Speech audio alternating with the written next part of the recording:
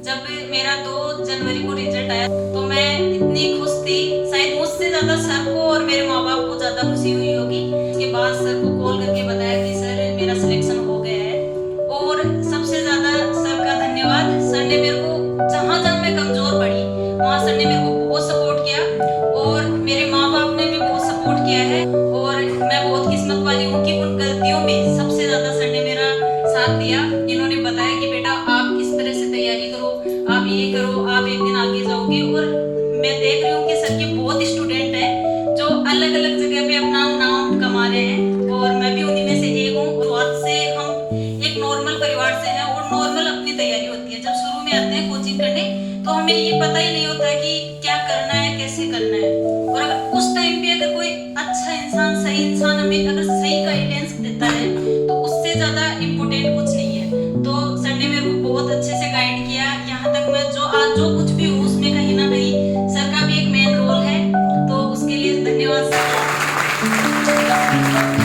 अपने सपनों के लिए आपको खुद को लड़ना पड़ेगा, और आपको अगर जो करना है वो अपने पैसों से ही करोगे।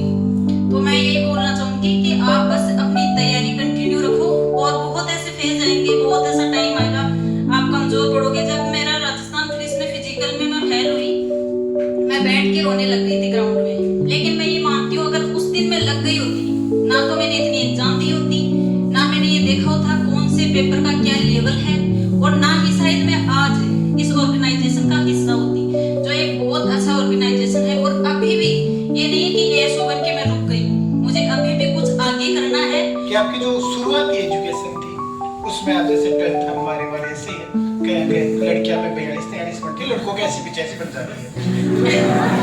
तो मैं ये जानना चाहता हूँ कि शुरुआती जो 10th है 12th है उसमें कैसे क्या आपका स्कोर? उसमें बिल्कुल नॉर्मल स्टूडेंट थी मैं।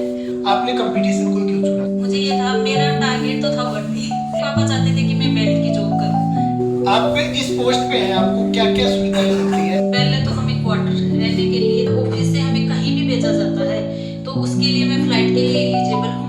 और अगर हम थोड़ी भी दूर जा रहे हैं, बाहर जा रहे हैं, बैंक में जा रहे हैं, या किसी भी ऑफिस के काम से, तो हमें कार्ड दी जाती है। काम क्या होता है? एएसओ में 3 कैडर हैं इसमें, एक है फाइनेंस का, जनरल का, और एक है स्टोर एंड परचेज का।